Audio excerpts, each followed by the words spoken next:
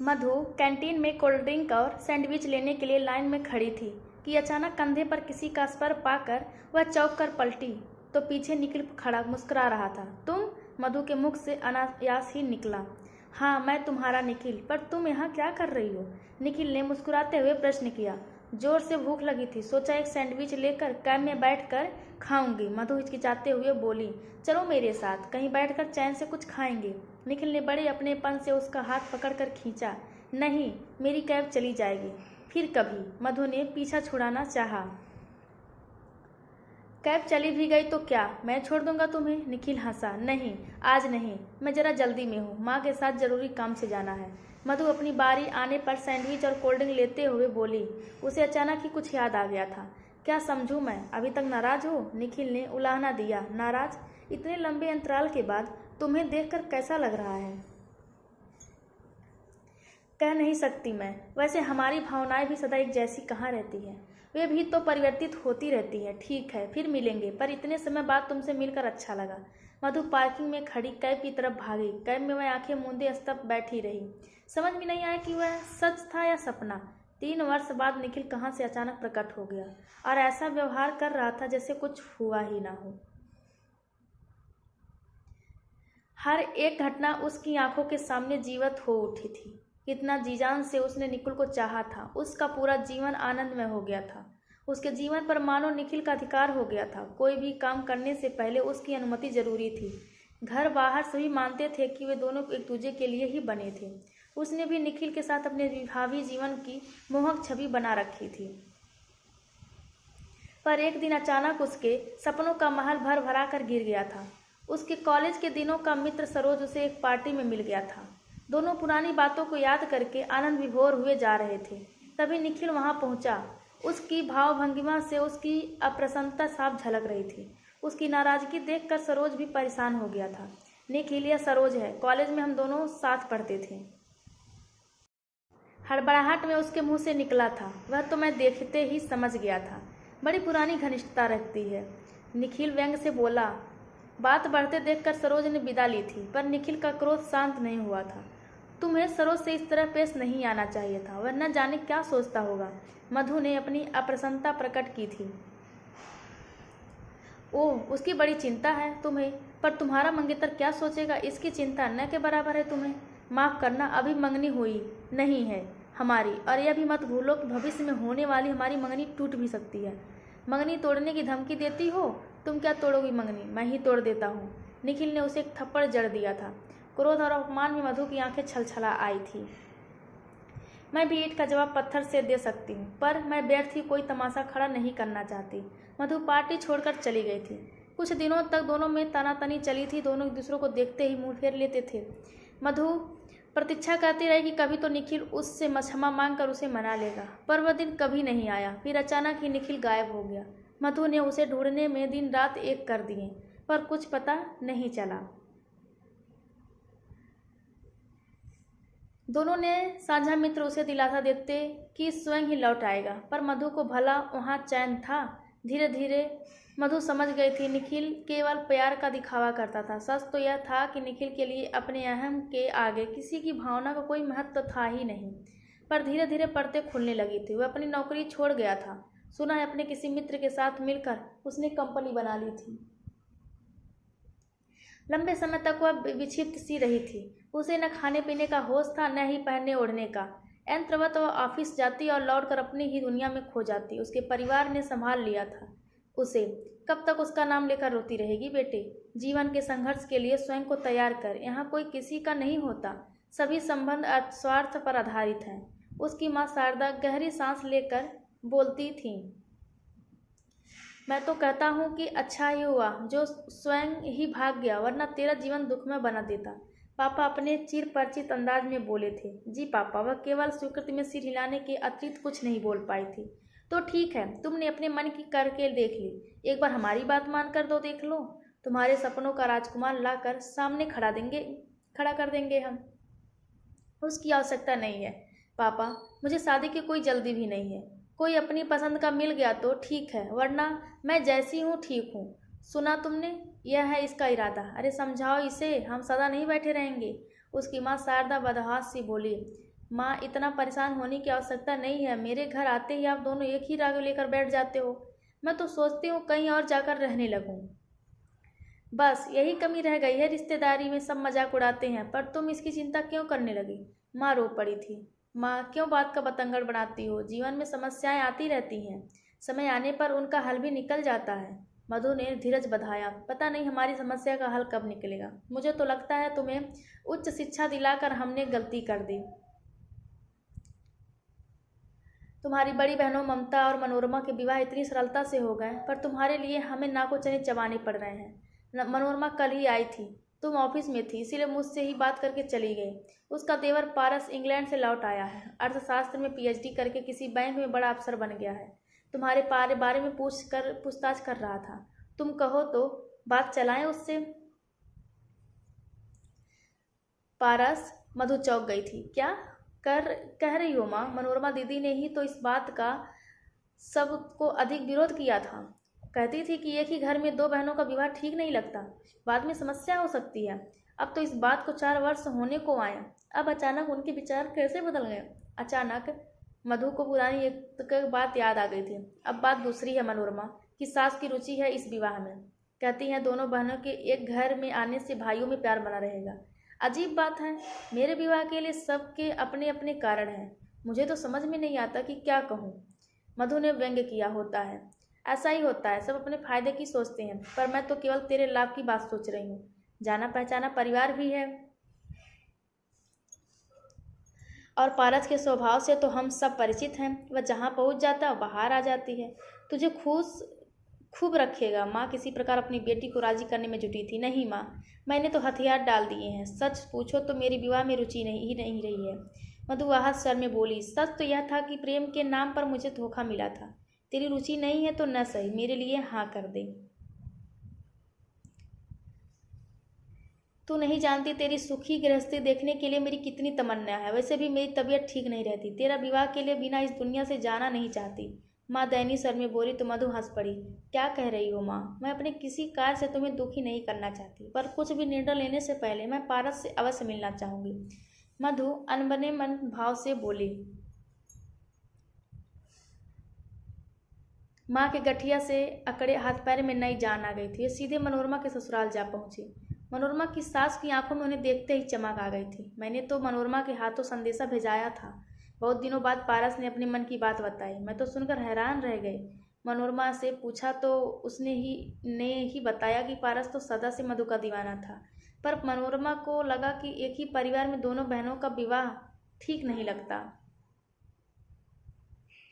मैंने ही उसे समझाया, इससे अच्छा भला क्या होगा, दोनों भाइयों के बीच का प्यार बना रहेगा। आशा है आपने मधु के मन की थाह ले ली होगी। मेरा बस चले तो मैं आज ही हाँ कह दूँ, पर हमारे चाहने से क्या होता है। मैं तो पारस से मिले बिना कोई निर्णय लेना ही नहीं चाहती। आप तो आजकल के बच्चों को जानती ही हैं। आपका हमारा जमाना तो रहा नहीं। अब माता पिता के सामने बच्चे ऊंची आवाज में बात नहीं करते थे। जमाना सदा एक सा नहीं रहता। सच तो यह है कि हम लोग तो घुट घुट कर जी लिए, कभी अपने मन की ही नहीं। अगली पीढ़ी को देखकर इतना संतोष होता है कि वे अपने जीवन को अपनी शर्तों पर जी रहे हैं। अगले सप्ताह ही पारस आ रहा है, तभी दोनों मिलकर कोई निर्णय ले लें तो दोनों की मंगनी कर देंगे और शीघ्र ही शादी। हम लोग भी जितनी जल्दी मुक्त हो जाएं, अच्छा ही रहेगा हमारे लिए। पारस और मधु मिले तो काफ़ी देर तक दोनों के बीच मौन पसरा रहा। हैप्पी कॉफ़ी हाउस की जिस मेज के दोनों और वे एक दूसरे के आमने सामने बैठे थे। 4 वर्ष पहले भी दोनों ठीक वहीं बैठा करते थे। इतने अंतराल के बाद भी उनके मनपसंद रेस्टोरेंट में विशेष परिवर्तन नहीं हुआ था। पारस ने अपने लिए कोल्ड कॉफ़ी और उसके लिए ब्लैक कॉफ़ी विद क्रीम को ऑर्डर दिया तो मधु मुस्कुराकर रह गई। तुम्हें अभी तक याद है कुछ चीज़ों को भूल पाना कितना कठिन होता है? सच पूछो तो तुम्हें कभी भुला ही नहीं पाया। ऐसा नहीं है कि मैं प्रयत्न नहीं किया, पर तुम तो मेरे मन मस्तिष्क पर छाई हुई थी। तुम्हें भुलाने के लिए सभी प्रयत्न व्यर्थ सिद्ध हुए। कहते रहो, सुनकर अच्छा लग रहा है, चाहे सब कुछ झूठ ही क्यों न हो। मधु उदासी के बीच में मुस्कुरा दी। तुम्हें लगता है मैं झूठ बोल रहा हूँ? यदि यह सच नहीं है तो इतने वर्षों में न कोई फ़ोन न कोई सूचना। पारस आजकल के सब स्मार्टफोन के ज़माने में कोई विश्वास करेगा तुम्हारी बातों पर? ऐसा क्या व्यवस्था थी कि तुम सब कुछ छोड़कर भाग खड़े हुए थे? मैं कहीं भागा नहीं था। मैं तो स्वयं को तुम्हारे योग्य बनाना चाहता था, इसीलिए उच्च शिक्षा प्राप्त करने का प्रयत्न कर रहा था। पर मेरे भी अपने सूत्र थे और तुम्हारे संबंध में सूचनाएं मुझे लगातार मिलती रहती थी। ओह, तो तुम जासूसी का काम भी कुशलता से कर रहे थे। पता नहीं तुम्हें मेरे संबंध में किसने कब और कितना बताया है, पर मैं सब कुछ बता देना चाहती हूँ। अब जब फिर से हमारे विवाह की बात उठी है तो मैं नहीं चाहती कि कोई भी भ्रम स्थिति में रहे। मधु सीधे सपाट में बोली। मधु ने जब बात प्रारंभ की तो रुकी नहीं। रमन से अपनी मित्रता और निखिल से अपने अतरंग संबंधों व अलगाव का उससे विस्तार से वर्णन कर दिया। अब तुम अपना निर्णय लेने का स्वतंत्र हो, मेरे में कोई दुविधा शेष नहीं है। कुछ देर दोनों के बीच मौन पसरा रहा, फिर अचानक पारस दिल खोलकर हंसा। तो यही बताना था तुम्हें? यह सब तो मैं पहले से जानता था। सच कहूँ तो मेरे पास ऐसी अनेक कहानियां हैं अपने लगाव और अलगाव की, पर उन्हें कभी फुर्सत में सुनाऊंगा तुम्हें। इस समय तो बस जीवन भर के लिए तुम्हारा हाथ मांगता हूँ। आशा है तुम निराश नहीं करोगे। दोनों ने आनन फानन विवाह बंधन में बंधने का निर्णय ले लिया। सब कुछ इतनी शीघ्रता से हो जाएगा, इसकी कल्पना तो शारदा ने स्वप्न में भी नहीं की थी। दोनों की धूमधाम से सगाई हुई और 2 महीने बाद ही विवाह की तिथि निश्चित कर दी गई। सारा परिवार जोश के साथ विवाह की तैयारी में जुटा था कि अचानक निखिल ने एकाएक प्रकट होकर मधु को बुरी तरह झकझोर दिया था। उसने निखिल को पूरी तरह अनदेखा करने का निर्णय लिया, पर वह जब भी ऑफिस से निकलती निखिल उसे वहीं प्रतीक्षारत मिलता। वह प्रतिदिन आग्रह करता कि कहीं बैठकर उससे बात करना चाहता है, पर मधु कैब चली जाने का बहाना बनाकर टाल देती। पर एक दिन वह अड़ गया कि कैब का बहाना अब नहीं चलने वाला। कहा ना मैं तुम्हें छोड़ दूंगा, फिर क्यों भाव खा रही हो? इतने लंबे अंतराल के बाद तुम्हारा प्रेमी लौटा है। मुझे तो लगा तुम फूल मालाओं से मेरा स्वागत करोगे, पर तुम्हारे पास तो मेरे लिए समय ही नहीं है।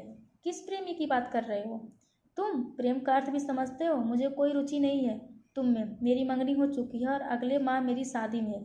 मैं नहीं चाहती कि तुम्हारी परछाई मुझ पर पड़े। समझ गया, इसीलिए तुम मुझे देखकर प्रसन्न नहीं हुई। नई दुनिया जो बसा ली है तुमने।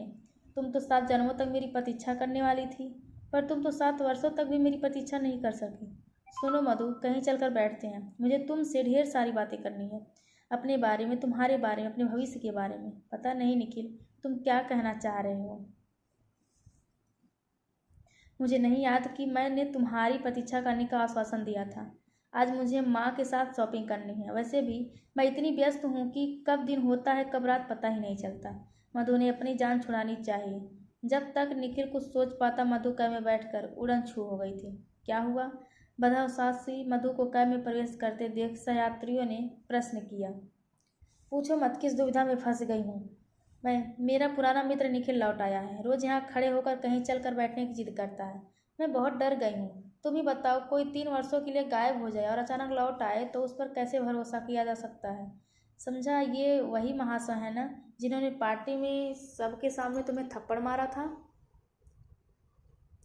मानो कुछ हुआ ही नहीं था।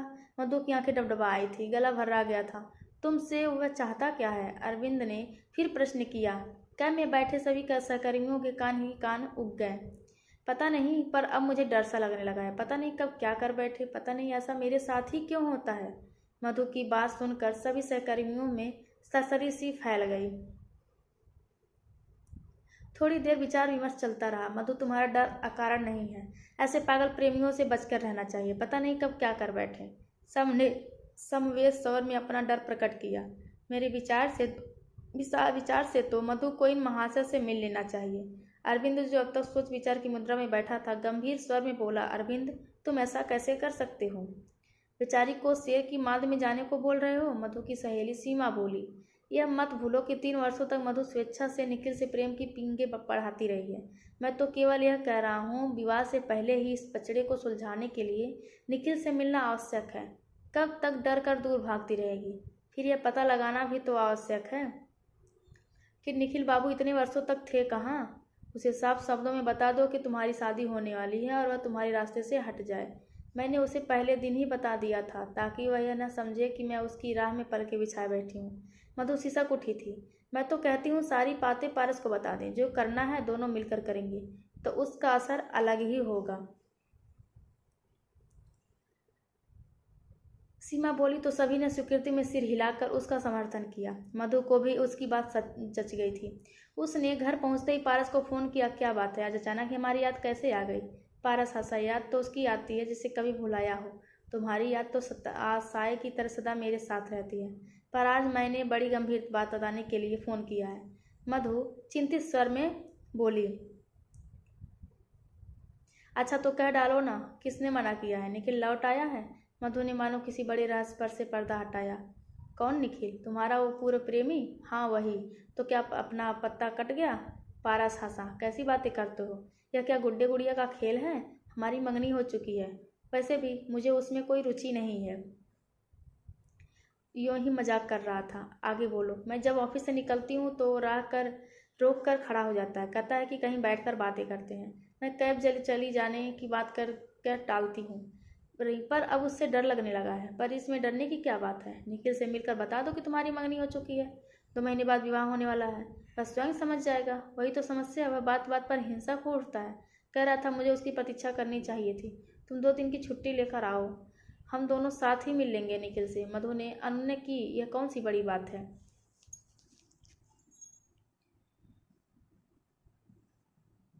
तुमने बुलाया, हम चले आए।